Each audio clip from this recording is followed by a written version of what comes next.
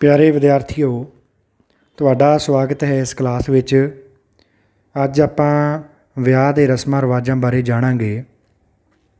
इस तो पहली क्लास दे विच आपां रस्मां रिवाज किवें पैदा होए, इन्हां दे पिछे मनुख दा की मनोरथ काम करदा, जन्म नाल संबंधित किहड़े-किहड़े रस्मां रिवाज हन, इन्हां बारे जाणिया सी।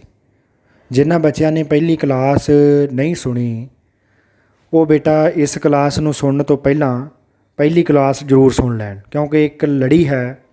जे पहली क्लास तुसीं नहीं सुणोगे तां रस्मां रिवाजां दे पैदा होण दे कारण तुहानूं नहीं पता लग सकणगे। इसलिए बेटा पहली क्लास सुन के ये दूजी क्लास बाद च सुनी।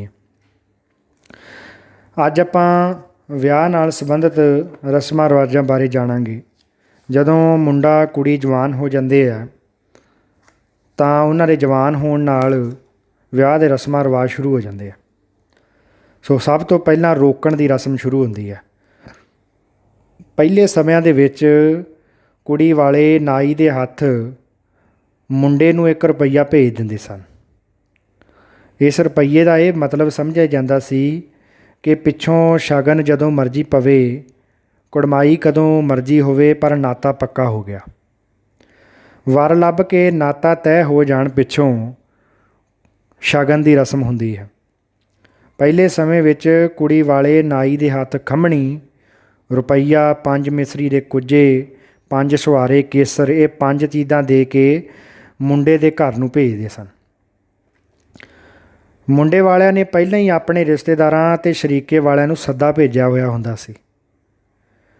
मुंडे दे मामे ਅਤੇ ਮੁੰਡੇ ਦਾ ਪਿਤਾ ਪੰਚਾਇਤ ਦੀ ਹਜ਼ੂਰੀ ਵਿੱਚ ਮੁੰਡੇ ਨੂੰ ਚੌਂਕੀ 'ਤੇ ਬਿਠਾ ਲੈਂਦਾ ਅਤੇ ਨਾਈ ਆਪਣੇ ਨਾਲ ਲਿਆਂਦੀਆਂ ਚੀਜ਼ਾਂ ਉਹਦੀ ਝੋਲੀ ਵਿੱਚ ਪਾ ਦਿੰਦਾ ਅਤੇ ਕੇਸਰ ਦਾ ਟਿੱਕਾ ਮੁੰਡੇ ਦੇ ਮੱਥੇ 'ਤੇ ਲਾ ਦਿੰਦਾ। ਕੁੜੀ ਦਾ ਬਾਪ ਜਾਂ ਕੁੜੀ ਦਾ ਵਿਚੋਲਾ ਪੱਲੇ ਪਾਈਆਂ ਚੀਜ਼ਾਂ ਵਿੱਚੋਂ ਇੱਕ ਛੁਹਾਰਾ ਅਤੇ ਮਿਸਰੀ ਮੁੰਡੇ ਦੇ ਮੂੰਹ ਵਿੱਚ ਪਾ ਦਿੰਦਾ। ਬਾਕੀ ਸੁਹਾਰੇ ਮੁੰਡੇ ਦੇ ਹਾਣੀਆਂ ਨੂੰ ਵੰਡ ਦਿੱਤੇ ਜਾਂਦੇ, ਉਹਨਾਂ ਹਾਣੀਆਂ ਨੂੰ ਜਿਨ੍ਹਾਂ ਦੀ ਛੇਤੀ ਹੀ ਮੰਗਣੀ ਹੋਣ ਦੀ ਆਸ ਹੁੰਦੀ। ਭਾਈਚਾਰੇ ਦੀਆਂ ਇਸਤਰੀਆਂ 1-1 ਰੁਪਈਆ ਅਤੇ ਇੱਕ ਠੂਠੀ ਵਾਰ ਕੇ ਮੁੰਡੇ ਦੀ ਝੋਲੀ ਵਿੱਚ ਪਾਉਂਦੀਆਂ। ਫਿਰ ਅੰਤ ਦੇ ਵਿੱਚ ਮੁੰਡੇ ਦਾ ਮਾਮਾ ਮੁੰਡੇ ਨੂੰ ਸਹਾਰਾ ਦੇ ਕੇ ਉਸ ਚੌਂਕੀ ਤੋਂ ਉਤਾਰ ਲੈਂਦਾ ਜਿਸ ਚੌਂਕੀ 'ਤੇ ਬੈਠ ਕੇ ਮੁੰਡਾ ਸ਼ਗਨ ਪਵਾ ਰਿਹਾ ਹੁੰਦਾ ਸੀ।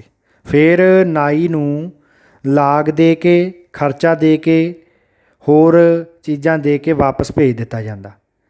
ਮੁੰਡੇ ਵਾਲੇ ਨਾਈ ਦੇ ਹੱਥ ਮੰਗੇਤਰ ਕੁੜੀ ਵਾਸਤੇ, ਜਿਹੜੀ ਮੁੰਡੇ ਦੀ ਮੰਗੇਤਰ ਹੈ, ਕੁੜੀ ਵਾਸਤੇ ਸੂਟ, ਜੁੱਤੀ, ਗਹਿਣਾ, ਲਾਲ ਪਰਾਂਦੀ, ਮਹਿੰਦੀ, ਮੌਲੀ, ਖੰਡ, ਚੌਲ, ਛੁਹਾਰੇ, ਨਗਦੀ ਆਦਿ ਚੀਜ਼ਾਂ ਭੇਜਦੇ। ਕੁੜੀ ਆਪਣੇ ਘਰ ਨਹਾ ਧੋ ਕੇ, ਜੁੱਤੀ, ਕੱਪੜੇ ਅਤੇ ਲਾਲ ਪਰਾਂਦੀ ਪਾ ਕੇ ਚੜ੍ਹਦੇ ਵੱਲ ਮੂੰਹ ਕਰਕੇ ਪੀੜ੍ਹੀ 'ਤੇ ਬੈਠ ਜਾਂਦੀ।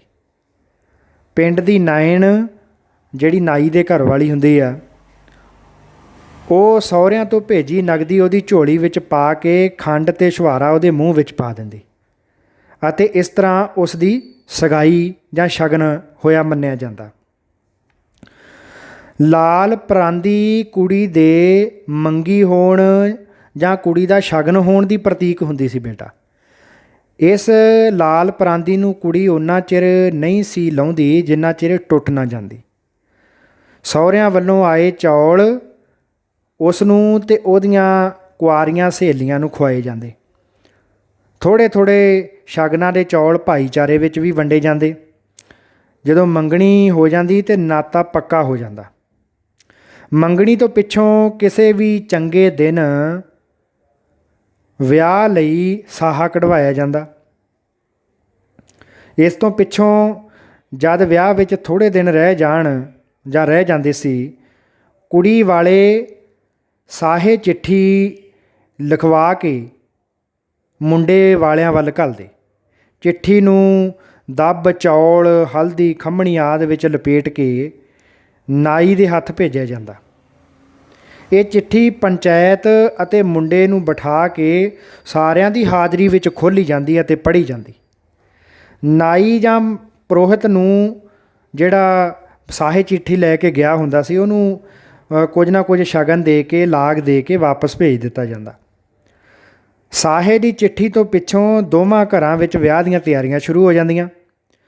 ਕੁੜੀ ਵਾਲੇ ਭਾਈਚਾਰੇ ਵਿੱਚ ਰੂੰ ਕੱਤਣ ਅਤੇ ਪੀਹਣਾ ਪੀਣ ਲਈ ਦਾਣੇ ਵੰਡ ਦਿੰਦੇ। ਇਹ ਪਹਿਲੇ ਸਮਿਆਂ ਵਿੱਚ ਇਸ ਤਰ੍ਹਾਂ ਹੁੰਦਾ ਸੀ ਬੇਟਾ। ਅੱਜ ਕੱਲ੍ਹ ਇਹ ਕੰਮ ਜਿਹੜਾ ਮਸ਼ੀਨਾਂ ਨੇ ਸਾਂਭ ਲਿਆ। ਫਿਰ ਵੀ ਕੁੜੀ ਦਾ ਵਿਆਹ ਸਾਰੇ ਭਾਈਚਾਰੇ ਦਾ ਕੰਮ ਸਮਝਿਆ ਜਾਂਦਾ। ਇਸ ਲਈ ਵੀ ਵਿੱਤ ਅਨੁਸਾਰ ਸਭ ਨੇ ਇਸ ਵਿੱਚ ਹਿੱਸਾ ਪਾਉਣਾ ਹੁੰਦਾ। ਉੱਧਰ ਮੁੰਡੇ ਵਾਲੇ ਵੀ ਆਪਣੇ ਘਰ ਵਰੀ ਆਦਿ ਤਿਆਰ ਕਰਨ ਲੱਗ ਜਾਂਦੇ। ਜਿਸ ਦਿਨ ਤੋਂ ਸਾਹਾ ਭੇਜਿਆ ਜਾਂਦਾ ਹੈ, ਕੁੜੀ ਅਤੇ ਮੁੰਡੇ ਦਾ ਬਾਹਰ ਨਿਕਲਣਾ ਵਰਜਿਤ ਕਰ ਦਿੱਤਾ ਜਾਂਦਾ ਹੈ। ਇਹ ਰਸਮ ਪੁਰਾਣੇ ਸਮੇਂ ਵਿੱਚ ਇਦੋਂ ਵੀ ਜ਼ਿਆਦਾ ਸਟ੍ਰਿਕਟ ਹੁੰਦੀ ਸੀ ਕਿ ਜਦੋਂ ਸਾਹੇ ਚਿੱਠੀ ਭੇਜ ਦਿੱਤੀ ਜਾਂਦੀ ਸੀ, ਕੁੜੀ ਮੁੰਡੇ ਦਾ ਬਾਹਰ ਨਿਕਲਣਾ ਤਾਂ ਵਰਜਿਤ ਹੀ ਸੀ, ਉਹਨਾਂ ਦਾ ਕਿਸੇ ਨਾਲ ਹੱਸਣਾ, ਕਿਸੇ ਨਾਲ ਗੱਲਾਂ ਕਰਨਾ ਇਹ ਵੀ ਮਨ੍ਹਾ ਸੀ। ਪਰ ਅੱਜ ਕੱਲ੍ਹ ਇਸ ਤਰ੍ਹਾਂ ਨਹੀਂ ਹੁੰਦਾ। ਅੱਜ ਕੱਲ੍ਹ ਸਾਹੇ ਚਿੱਠੀ ਤੋਂ ਪਿੱਛੋਂ ਮੁੰਡਾ ਕੁੜੀ ਸ਼ੋਪਿੰਗਾਂ ਕਰਦੇ ਵੀ ਫਿਰਦੇ ਰਹਿੰਦੇ ਆ। ਅੱਜ ਕੱਲ੍ਹ ਇਹ ਰਸਮ ਜਿਹੜੀ ਹੈ ਨਾਂ ਦੀ ਹੈ, ਜਿਸ ਤਰ੍ਹਾਂ ਪਹਿਲਾਂ ਹੁੰਦੀ ਸੀ ਉਸ ਤਰ੍ਹਾਂ ਨਹੀਂ ਹੁੰਦੀ। ਇਸ ਤੋਂ ਪਿੱਛੋਂ 7 ਸੁਹਾਗਣ ਇਸਤਰੀਆਂ ਇਕੱਠੀਆਂ ਕਰਕੇ ਉਹਨਾਂ ਨੂੰ ਗੁੜ ਦਿੱਤਾ ਜਾਂਦਾ ਹੈ। 7 ਸੁਹਾਗਣ ਇਸਤਰੀਆਂ ਨੂੰ ਬੇਟਾ ਦੇਵੀ ਰੂਪ ਮੰਨਿਆ ਜਾਂਦਾ। ਉਹਨਾਂ ਨੂੰ ਗੁੜ ਦੇਣਾ ਬੜਾ ਚੰਗਾ ਸਮਝਿਆ ਜਾਂਦਾ। ਇਹ 7 ਸੁਹਾਗਣਾਂ ਜਿਹੜੀਆਂ ਹੁੰਦੀਆਂ ਸੀ ਵਿਆਹ ਦੇ ਹਰ ਕੰਮ ਵਿੱਚ ਇਕੱਠੀਆਂ ਹੁੰਦੀਆਂ। ਅਤੇ ਪਹਿਲਾਂ ਤਾਂ ਸਮਾਂ ਬੇਟਾ ਇਹੋ ਜਿਹਾ ਵੀ ਹੁੰਦਾ ਸੀ ਕਿ ਜੇ ਇਹਨਾਂ 7 ਸੁਹਾਗਣਾਂ ਵਿੱਚੋਂ ਇੱਕ ਵੀ ਇਸਤਰੀ ਘੱਟ ਹੁੰਦੀ ਨਾ, ਅਤੇ ਕੋਈ ਵੀ ਰਸਮ ਨਹੀਂ ਸੀ ਕੀਤੀ ਜਾਂਦੀ। ਅੱਜ ਕੱਲ੍ਹ ਇਹ ਜਿਹੜੀ ਰਸਮ ਹੈ ਬਿਲਕੁਲ ਖਤਮ ਹੋ ਗਈ ਆ। 7 ਸੁਹਾਗਣ ਇਸਤਰੀਆਂ ਜਿਹੜੀਆਂ ਉਹ ਨਾ ਉਹਨਾਂ ਨੂੰ ਗੁੜ ਦਿੱਤਾ ਜਾਂਦਾ ਹੈ ਅਤੇ ਨਾ ਹੀ ਉਹਨਾਂ ਨੂੰ ਵਿਆਹ ਦੇ ਕਿਸੇ ਰਸਮ ਰਿਵਾਜ 'ਚ ਜ਼ਰੂਰੀ ਸਮਝਿਆ ਜਾਂਦਾ। ਇਹ ਪਹਿਲਾਂ ਦੀਆਂ ਗੱਲਾਂ। 7 ਜਾਂ 9 ਦਿਨ ਪਹਿਲਾਂ ਕੜਾਹੀ ਚੜ੍ਹਾ ਲਈ ਜਾਂਦੀ ਸੀ। ਵਿਆਹ ਵਾਲੇ ਮੁੰਡੇ ਦੀ ਮਾਂ ਕੜਾਹੀ ਵਿੱਚ ਗੁਲਗੁਲੇ ਤਿਆਰ ਕਰਾ ਕੇ ਆਪਣੇ ਪੇਕਿਆਂ ਨੂੰ ਜਾਂਦੀ। ਉਹਨਾਂ ਨੂੰ ਵਿਆਹ ਦਾ ਸੱਦਾ ਪੱਤਰ ਦੇ ਕੇ ਆਉਂਦੀ। ਅਤੇ ਉੱਧਰ ਨਾਨਕੇ ਵੀ ਫਿਰ ਨਾਨਕ ਛੱਕ ਦੀ ਤਿਆਰੀ ਕਰਨ ਲੱਗ ਜਾਂਦੇ।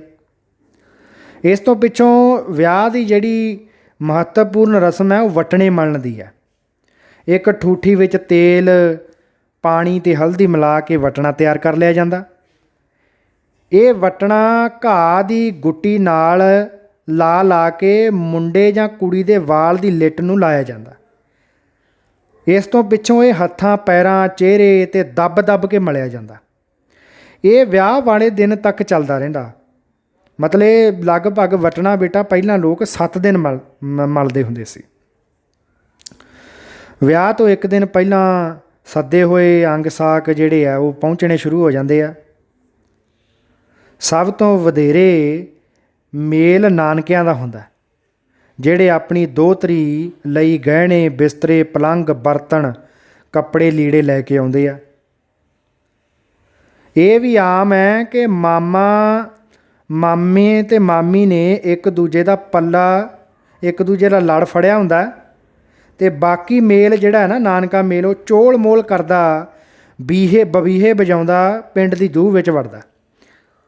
ਫਿਰ ਸਾਰਾ ਪਿੰਡ ਕੋਠਿਆਂ 'ਤੇ ਚੜ੍ਹ ਕੇ ਬੇਟਾ ਪਹਿਲੇ ਸਮਿਆਂ ਦੇ ਵਿੱਚ ਨਾਨਕਾ ਮੇਲ ਨੂੰ ਜਦੋਂ ਬਬੀਹੇ ਬੁਲਾਉਂਦੇ, ਚੋਲ ਮੋਲ ਕਰਦੇ, ਪਿੰਡ ਵਿੱਚ ਵੜਦੇ, ਅਤੇ ਸਾਰਾ ਪਿੰਡ ਕੋਠਿਆਂ 'ਤੇ ਚੜ੍ਹ ਕੇ ਉਹਨਾਂ ਨੂੰ ਵੇਖਦਾ।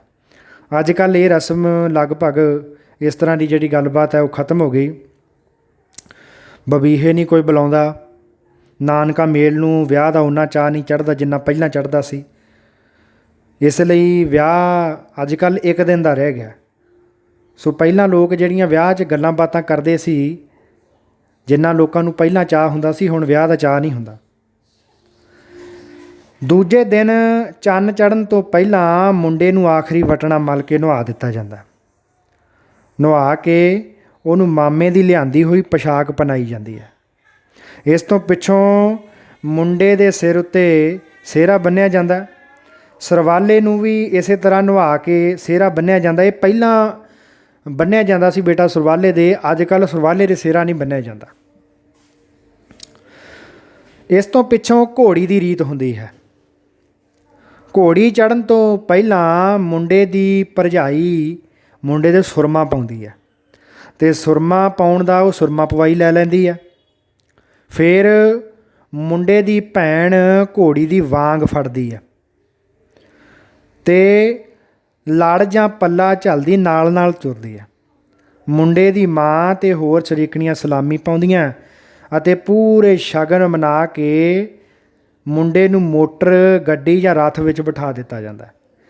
ਘੋੜੀ ਤੋਂ ਉਤਰਨ ਤੋਂ ਪਹਿਲਾਂ ਮੁੰਡਾ ਆਪਣੀ ਭੈਣ ਨੂੰ, ਜਿਸ ਨੇ ਵਾਂਗ ਫੜੀ ਹੁੰਦੀ ਹੈ, ਉਹਨੂੰ ਵਾਂਗ ਫੜਾਈ ਦਿੰਦਾ ਅਤੇ ਬਾਕੀ ਭੈਣਾਂ ਨੂੰ ਵੀ ਉਹ ਖੁਸ਼ੀ ਖੁਸ਼ੀ ਵਿੱਚ ਰੁਪਈਏ ਵੰਡਦਾ।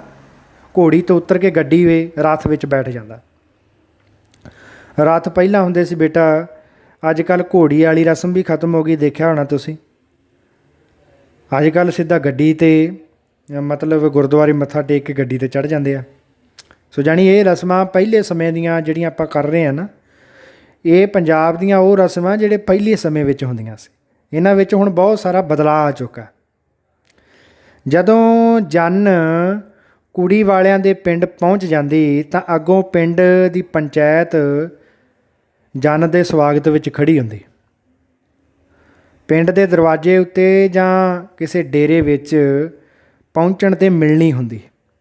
ਮਾਮੇ, ਚਾਚੇ, ਦਾਦੇ, ਪਿਤਾ ਸਾਰਿਆਂ ਦੀ ਮਿਲਣੀ ਕਰਵਾਈ ਜਾਂਦੀ। ਮਿਲਣੀ ਤੋਂ ਪਿੱਛੋਂ ਜੰਨ ਡੇਰੇ ਵਿੱਚ ਪਹੁੰਚ ਜਾਂਦੀ ਜਾਂ ਉਹ ਥਾਂ 'ਤੇ ਪਹੁੰਚ ਜਾਂਦੀ ਜਿੱਥੇ ਉਹਨਾਂ ਨੇ ਰਹਿਣਾ ਹੁੰਦਾ। ਮੁੰਡਾ ਰਾਤ ਦੀ ਰੋਟੀ ਡੇਰੇ ਵਿੱਚ ਹੀ ਖਾਂਦਾ ਸੀ ਬੇਟਾ। ਇਹ ਸਾਰੀਆਂ ਗੱਲਾਂ ਪਹਿਲੇ ਸਮੇਂ ਦੀਆਂ ਬੇਟਾ, ਜਦੋਂ ਜੰਨਾ ਜਾਂ ਜੰਨ ਜਿਹੜੀ ਆ ਉਹ 2-2 3-3 ਦਿਨ ਰਹਿੰਦੀ ਸੀ। ਅੱਜ ਕੱਲ੍ਹ ਤਾਂ ਵਿਆਹ ਜਿਹੜਾ ਕੁਝ ਘੰਟਿਆਂ ਦਾ ਰਹਿ ਗਿਆ, ਪਹਿਲਾਂ ਦੀ ਤਰ੍ਹਾਂ ਨਹੀਂ ਹੈ ਕਿ 2-2 3-3 ਦਿਨ ਰਹਿੰਦੇ। ਤੋ ਜਾਣੀ ਜਿਹੜੀ ਪਹਿਲੀ ਰਾਤ ਮੁੰਡਾ ਕੱਟਦਾ ਨਾ ਬੇਟਾ, ਉਹ ਕਿਸੇ ਸਾਂਝੀ ਥਾਂ 'ਤੇ, ਡੇਰੇ ਵਿੱਚ ਜਾਂ ਕਿਸੇ ਸਾਂਝੀ ਥਾਂ 'ਤੇ ਕੱਟਦੇ। ਜੇ ਜਾਂਜੀਆਂ ਦੀ ਗੋਤਣ ਕੋਈ ਕੁੜੀ ਉਸ ਪਿੰਡ ਵਿੱਚ ਵਿਆਹੀ ਹੁੰਦੀ ਤਾਂ ਉਸ ਨੂੰ ਮਠਿਆਈ ਅਤੇ ਰੁਪਈਏ ਦੇ ਕੇ ਉਹਨਾਂ ਨੂੰ ਪੱਤਣ ਭੇਜ ਕੇ ਬੇਟਾ ਉਹ ਕੁੜੀ ਦਾ ਮਾਣ ਸਤਿਕਾਰ ਕੀਤਾ ਜਾਂਦਾ।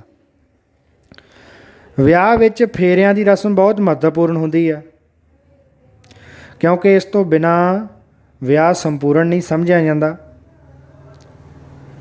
ਕੁੜੀ ਨੂੰ ਕੁੜੀ ਦਾ ਮਾਮਾ ਖਾਰਿਆਂ ਤੋਂ ਚੁੱਕ ਕੇ ਅੰਦਰ ਬਿਠਾ ਦਿੰਦਾ। ਇੱਥੇ ਹੀ ਕੁੜੀ ਦੀ ਮਾਂ ਮਾਮੇ ਨੂੰ ਮਿਸ਼ਰੀ ਜਾਂ ਦੁੱਧ ਦੇ ਕੇ ਉਹਦਾ ਸਨਮਾਨ ਕਰਦੀ ਆ। ਸਿੰਘ ਸਭਾ ਲਹਿਰ ਨੇ ਆਨੰਦ ਕਾਰਜ ਦੀ ਰੀਤ ਦਾ ਪ੍ਰਚਾਰ ਕੀਤਾ। ਇਹਦੇ ਤੋਂ ਪਹਿਲਾਂ ਬੇਟਾ ਪੰਜਾਬੀ ਲੋਕ ਵੀ ਜਿਹੜੇ ਆ ਨਾ, ਉਹ ਫੇਰੇ ਕਰਦੇ ਸੀਗੇ।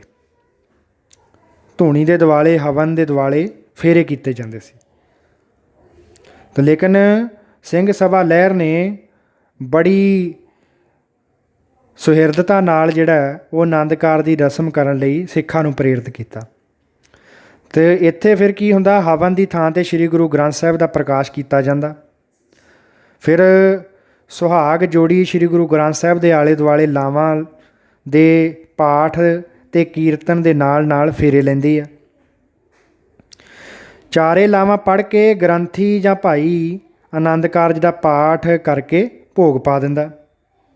ਆਨੰਦ ਕਾਰਜ ਦੀ ਜਾਂ ਫੇਰਿਆਂ ਦੀ ਰਸਮ ਨਾਲ ਜਿਹੜਾ ਇਹ ਕਾਰਜ ਹੈ ਉਹ ਖਤਮ ਹੋ ਜਾਂਦਾ। ਸੋ ਫਿਰ ਬੇਟਾ ਵਰੀ ਦੀ ਰਸਮ, ਵਰੀ ਜਿਹੜੀ ਜਾਂਜੀ ਲੈ ਕੇ ਆਏ ਹੁੰਦੇ ਆ, ਉਹਨੂੰ ਥਾਲੀਆਂ ਜਾਂ ਟੋਕਰਿਆਂ ਵਿੱਚ ਪਾ ਕੇ ਬੰਦ ਦੀ ਬੰਦ ਕੁੜੀ ਵਾਲਿਆਂ ਦੇ ਘਰ ਲਿਆਉਂਦੇ ਆ। ਸੋ ਫਿਰ ਇਹ ਸਾਰੇ ਭਾਈਚਾਰੇ ਨੂੰ ਜਿਹੜੀ ਵਰੀ ਆ ਉਹ ਵਿਖਾਈ ਜਾਂਦੀ ਕਿ ਕਿਹੜੀਆਂ ਕਿਹੜੀਆਂ ਚੀਜ਼ਾਂ ਜਿਹੜੀਆਂ ਉਹ ਮੁੰਡੇ ਵਾਲੇ ਕੁੜੀ ਵਾਸਤੇ ਲੈ ਕੇ ਆਏ। ਇਸ ਤਰ੍ਹਾਂ ਜੰਝ ਦੇ ਤੁਰਨ ਤੋਂ ਪਹਿਲਾਂ ਕੁੜੀ ਵਾਲੇ ਮੁੰਡੇ ਵਾਲਿਆਂ ਨੂੰ ਅਤੇ ਆਪਣੇ ਭਾਈਚਾਰੇ ਨੂੰ ਦਿੱਤਾ ਜਾਣ ਵਾਲਾ ਦਾਜ ਉਹ ਵਿਖਾਉਂਦੇ। ਜਿਹੜਾ ਕੁੜੀ ਨੂੰ ਦਾਜ ਦਿੱਤਾ ਜਾਂਦਾ ਸੀ ਉਹ ਸਾਰੇ ਭਾਈਚਾਰੇ ਨੂੰ ਬੁਲਾ ਕੇ ਵਿਖਾਇਆ ਜਾਂਦਾ। ਦਾਜ ਨੂੰ ਵੇਖ ਕੇ ਬਰਾਤ ਤਾਂ ਤਲੀ ਜਾਂਦੀ, ਪਰ ਜਿਹੜਾ ਮੁੰਡਾ ਹੈ ਜਿਹਦਾ ਵਿਆਹ ਹੈ ਅਤੇ ਉਹਦਾ ਸਰਬਾਲਾ ਉਹ ਬੈਠੇ ਰਹਿੰਦੇ। ਭਾਈਚਾਰੇ ਦੀਆਂ ਕੁੜੀ ਵਾਲੇ ਜਿਹੜੇ ਪਾਸੇ ਕੁੜੀ ਦੇ ਭਾਈਚਾਰੇ ਦੀਆਂ ਔਰਤਾਂ ਨੇ ਉਹ ਫਿਰ ਮੁੰਡੇ ਨੂੰ ਸਲਾਮੀ ਪਾਉਂਦੀਆਂ ਅਤੇ ਫਿਰ ਜਿਹੜੀਆਂ ਮੁੰਡੇ ਦੀਆਂ ਸਾਲੀਆਂ ਉਹਨੂੰ ਟਿਚਰਾਂ ਵੀ ਕਰਦੀਆਂ, ਉਹਦੇ ਤੋਂ ਛੰਦ ਸੁਣਦੀਆਂ ਨੇ। ਸਰਵਾਲੇ ਨੂੰ ਉਹ ਬਹੁਤ ਤੰਗ ਕਰਦੀਆਂ, ਉਹਨੂੰ ਹੱਥਾਂ 'ਤੇ ਚੁੱਕ ਲੈਂਦੀਆਂ। ਅੱਜ ਕੱਲ੍ਹ ਇਹਦੇ ਵਿੱਚ ਵੀ ਬਹੁਤ ਬਦਲਾਅ ਆਇਆ ਬੇਟਾ, ਕਿਉਂਕਿ ਅੱਜ ਕੱਲ੍ਹ ਛੰਦ ਕਿਸੇ ਨੂੰ ਆਉਂਦੇ ਹੀ ਨਹੀਂ, ਸੁਣਨੇ ਤੇ ਦੂਰ ਦੀ ਗੱਲ ਰਹੀ। ਸੋ ਨਾ ਉਹ ਟੀਚਰਾਂ ਵਾਲਾ ਜਿਹੜਾ ਟਾਈਮ ਹੈ ਉਹ ਰਿਹਾ। ਕਈ ਵਾਰੀ ਟੀਚਰ ਲੜਾਈ 'ਚ ਬਦਲ ਜਾਂਦੀ ਆ। ਇਸ ਤੋਂ ਪਿੱਛੋਂ ਜੰਝ ਵਿਦਾ ਕਰ ਦਿੱਤੀ ਜਾਂਦੀ ਆ। ਮਾਮਾ ਕੁੜੀ ਨੂੰ ਚੁੱਕ ਕੇ ਰੋਂਦੀ ਕਰਲਾਉਂਦੀ ਨੂੰ ਡੋਲੇ ਜਾਂ ਗੱਡੀ ਵਿੱਚ ਬਿਠਾ ਆਉਂਦਾ। ਸੋ ਫਿਰ ਬੇਟਾ ਜਦੋਂ ਮੁੰਡੇ ਦੇ ਘਰ ਪਹੁੰਚ ਜਾਂਦੇ ਆ ਮੁੰਡੇ ਵਾਲੇ, ਤਾਂ ਪਹਿਲੀ ਜਿਹੜੀ ਰਸਮ ਹੁੰਦੀ ਹੈ ਉਹ ਪਾਣੀ ਵਾਰਨ ਦੀ ਹੁੰਦੀ ਹੈ। ਮੁੰਡੇ ਦੀ ਮਾਂ 7 ਵਾਰੀ ਪਾਣੀ ਵਾਰ ਕੇ ਮੁੰਡੇ ਤੋਂ ਪੀਂਦੀ ਆ। ਭਾਵ ਇਸ ਦਾ ਇਹ ਹੁੰਦਾ 7 ਵਾਰੀ ਪਾਣੀ ਵਾਰਨ ਦਾ ਕਿ ਮਾਂ ਆਪਣੇ ਪੁੱਤਰ ਦੇ ਸਾਰੇ ਦੁੱਖ ਸੁੱਖ ਆਪਣੇ ਸਿਰ ਲੈ ਲੈਂਦੀ ਆ। ਮੁੰਡਾ ਉਹਨੂੰ ਪਾਣੀ ਪੀਣ ਤੋਂ ਕਈ ਵਾਰੀ ਵਿੱਚ ਰੋਕਦਾ, ਪਰ 7ਵੀਂ ਵਾਰੀ ਤਾਂ ਉਹਦੀਆਂ ਜਿਹੜੀਆਂ ਦਰਾਣੀਆਂ ਜਠਾਣੀਆਂ ਹੁੰਦੀਆਂ ਉਹਨੂੰ ਪਾਣੀ ਪੀਣ ਹੀ ਨਹੀਂ ਦਿੰਦੀਆਂ, ਪਰ ਫਿਰ ਵੀ ਉਹ ਪਾਣੀ ਪੀਣ ਦੀ ਕੋਸ਼ਿਸ਼ ਕਰਦੀ ਹੈ। ਸੋ ਜਾਣੀ ਤੁਹਾਡੀ ਮਾਂ ਦਾ ਜਾਂ ਸਾਡੀ ਮਾਂ ਦਾ ਬੇਟਾ ਸਾਡੇ ਨਾਲ ਇੰਨਾ ਲਗਾਅ ਹੁੰਦਾ ਹੈ ਕਿ ਪੰਜਾਬੀ ਕਲਚਰ ਦੇ ਵਿੱਚ ਇਹ ਗੱਲ ਮੰਨੀ ਜਾਂਦੀ ਹੈ ਕਿ ਮਾਂ ਨਾ 7 ਵਾਰੀ ਪਾਣੀ ਵਾਰ ਕੇ ਜਦੋਂ ਪੀਂਦੀ ਆ, ਉਹ ਸਾਰੇ ਦੇ ਸਾਰੇ ਜਿਹੜੇ ਦੁੱਖ ਹੈ ਜੋੜੀ ਦੇ, ਜਿਹੜੇ ਦੁੱਖ ਸੁੱਖ ਹੁੰਦੇ ਆ, ਉਹ ਆਪਣੇ ਸਿਰ ਲੈ ਲੈਂਦੀ ਹੈ। ਸੋ ਦੂਜੇ ਦਿਨ ਸਵੇਰੇ ਲਾੜਾ ਅਤੇ ਲਾੜੀ ਆਪਣੇ ਪਿੱਤਰਾਂ ਦੀ ਪੂਜਾ ਕਰਦੇ ਆ। ਕਈ ਥਾਵਾਂ 'ਤੇ ਇਸ ਦਿਨ ਬੇਟਾ ਛਟੀਆਂ ਵੀ ਖੇਡੀਆਂ ਜਾਂਦੀਆਂ। ਲਾੜਾ ਅਤੇ ਲਾੜੀ ਇੱਕ ਦੂਜੇ ਦੇ 7 ਛਟੀਆਂ ਮਾਰਦੇ ਆ। ਅੱਜ ਵੀ ਕਈ ਥਾਵਾਂ 'ਤੇ ਇਹ ਰਸਮ ਪ੍ਰਚਲਿਤ ਹੈ। ਫਿਰ ਸ਼ਾਮ ਨੂੰ ਕੰਗਣਾ ਖੇਡਦੇ ਆ। ਕੰਗਣੇ ਦੀ ਰਸਮ ਤੁਹਾਨੂੰ ਸ਼ਾਇਦ ਪਤਾ ਹੋਵੇ, ਕਿਉਂਕਿ ਕਿਤੇ ਕਿਤੇ ਇਹ ਵੀ ਰਸਮ ਜਿਹੜੀ ਆ ਉਹ ਕੀਤੀ ਜਾਂਦੀ ਆ। ਤੀਜੇ ਦਿਨ ਵਹੁਟੀ ਨੂੰ ਤੋਰਨ ਤੋਂ ਪਹਿਲਾਂ ਪਿੰਡ ਨੂੰ ਦਿਖਾਵਾ ਦਿਖਾਇਆ ਜਾਂਦਾ। ਵਹੁਟੀ ਦੀ ਛੋਟੀ ਨਨਾਣ ਪੇਟੀ ਖੋਲ੍ਹਦੀ ਹੈ ਅਤੇ ਪੇਟੀ ਖੁਲਾਈ ਦਾ ਉਹ ਵਿੱਚੋਂ ਕੋਈ ਮਨ ਭਾਉਂਦਾ ਸੂਟ। ਸੋ ਇਹ ਸਨ ਬੇਟਾ ਵਿਆਹ ਦੇ ਰਸਮਾਂ ਰਿਵਾਜ। ਅੱਜ ਕੱਲ੍ਹ ਇਹਨਾਂ ਦੇ ਵਿੱਚ ਕਾਫੀ ਬਦਲਾਅ ਆ ਚੁੱਕਾ ਹੈ। ਪਹਿਲਾਂ ਵਿਆਹ 7 ਦਿਨ ਤੱਕ ਚੱਲਦਾ ਰਹਿੰਦਾ ਸੀ, ਹੁਣ 1 ਦਿਨ ਵਿੱਚ ਖ਼ਤਮ ਹੋ ਜਾਂਦਾ। ਪਹਿਲਾਂ 1 ਰੁਪਈਏ ਨਾਲ ਸਗਾਈ ਜਾਂ ਕੜਮਾਈ ਹੋ ਜਾਂਦੀ ਸੀ, ਅੱਜ ਕੱਲ੍ਹ ਲੱਖਾਂ ਰੁਪਈਆ ਇਸ 'ਤੇ ਖਰਚ ਕਰ ਦਿੱਤਾ ਜਾਂਦਾ। ਅੱਜ ਕੱਲ੍ਹ ਨਾ ਸੁਹਾਗ ਗਾਏ ਜਾਂਦੇ ਆ, ਨਾ ਘੋੜੀਆਂ ਗਾਈਆਂ ਜਾਂਦੀਆਂ। 1 ਦਿਨ ਪਹਿਲਾਂ ਡੀਜੇ ਲਾ ਕੇ ਲੇਡੀ ਸੰਗੀਤ ਕਰ ਲਿਆ ਜਾਂਦਾ। ਅੱਜ ਕੱਲ੍ਹ ਨਾ ਨਾਨਕਾ ਮੇਲ ਪਹਿਲਾਂ ਦੀ ਤਰ੍ਹਾਂ ਬਬੀਹੇ ਵਜਾਉਂਦਾ, ਨਾ ਕੁੜੀਆਂ ਮੁੰਡੇ ਤੋਂ ਛੰਦ ਸੁਣਦੀਆਂ। ਪਹਿਲਾਂ ਵਿਆਹ ਘਰ ਦੇ ਵਿਹੜੇ ਵਿੱਚ ਹੀ ਕਰ ਲਿਆ ਜਾਂਦਾ ਸੀ, ਅੱਜ ਕੱਲ੍ਹ ਬੇਟਾ ਇਸ ਦੀ ਜਗ੍ਹਾ ਪੈਲਸਾਂ ਨੇ ਲੈ ਲਈ ਹੈ। ਸੋ ਇਸ ਤਰ੍ਹਾਂ ਬੇਟਾ ਅੱਜ ਆਪਾਂ ਵਿਆਹ ਦੇ ਰਸਮਾਂ ਰਿਵਾਜ ਕੀਤੇ ਆ। ਕਾਫੀ ਤਬਦੀਲੀਆਂ ਇਹਨਾਂ 'ਚ ਆਈਆਂ। ਜਦੋਂ ਆਪਣੀਆਂ ਕਲਾਸਾਂ ਲੱਗਣੀਆਂ ਸ਼ੁਰੂ ਹੋਈਆਂ ਆਪਾਂ ਉਦੋਂ ਡਿਟੇਲ 'ਚ ਇਹਨਾਂ ਬਾਰੇ ਗੱਲ ਕਰਾਂਗੇ, ਕਿਉਂਕਿ ਵੀਡੀਓ ਦੀ ਇੱਕ ਲਿਮਟ ਹੈ ਬੇਟਾ। ਸੋ ਸਾਰੀ ਗੱਲ ਇੱਥੇ ਨਹੀਂ ਕੀਤੀ ਜਾ ਸਕਦੀ। ਸਾਰੇ ਵਿਦਿਆਰਥੀਆਂ ਨੇ ਧਿਆਨ ਨਾਲ ਸੁਣਿਆ।